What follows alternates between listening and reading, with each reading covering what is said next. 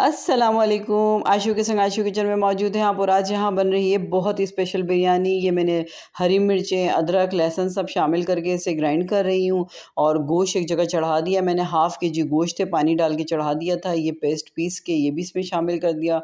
टमाटर पीस के वो भी इसमें शामिल कर दिए हैं और अब इसमें सारे मसाले भी डाल दूँगी जिसमें लाल मिर्ची, हल्दी, गरम मसाला, धनिया पाउडर और तमाम खड़े मसाले सब शामिल कर लेने के बाद इसे अच्छी तरह मिक्स कर दूँगी और मिक्स करके मैं इसे ढक्कन ढक के 25 से 30 मिनट के लिए रख दूँगी। ये गोश्त जल्दी गल जाएगा और फिर ये देखिए जगह मैंने चावल चढ़ा दिए हैं, ये अच्छे बॉयल हो जाएँ, इसमें ज़ीरा वगैरह सब डाल के शामिल करके मैंने इसे बॉयल कर लिया और दूध के अंदर मैंने ज़ाफ़रान शामिल किया थोड़ा-सा। ये जब आप दम पे लगाएँगे तो बहुत मज़े का कलर आता है, इसका गोल्डन सा कलर आता है। ज़ाफ़रान बहुत ज़्यादा महँगी है, तो ये बस आप इसमें थोड़ी शामिल करें, बहुत ज़्यादा नहीं डाली जाती, थोड़ी-सी डालते हैं और उसमें हल्का कलर आ जाता है।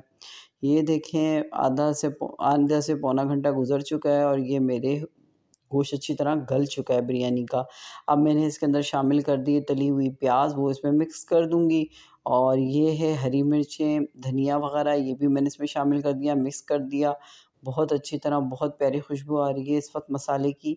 ये चावल बॉयल कर चुकी है, इसे छान लिया था मैंने, अब ये भी इसमें शामिल कर दिया और ये देखें इसे ऊपर से बिछा दें बस आप और इसके अंदर जो आपने ज़ाफ़रान दूध बना के रखा है वो भी इसमें शामिल करके इसे दम पे लगा दें। 15 से 20 मिनट ये द दम पे रहेगा, बिरयानी बहुत मज़े की तैयार हो जाती है।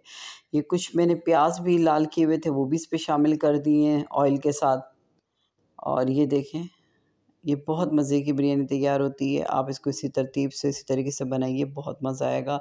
यहाँ कम से कम हाफ़ कप तेल जाएगा प्याज़ के साथ। ये देखें दम हो गई है और ये बहुत मज़े की लग रही है, तो मुझे दुआओं में याद रखिएगा। इंशाअल्लाह फिर मिलेंगे। इस बिरयानी को बना के ज़रूर देखिएगा। आप वाक़ई कहेंगे बहुत मुनफ़रिद और बहुत मज़े की, बहुत प्यारी खुशबू है इस बिरयानी की और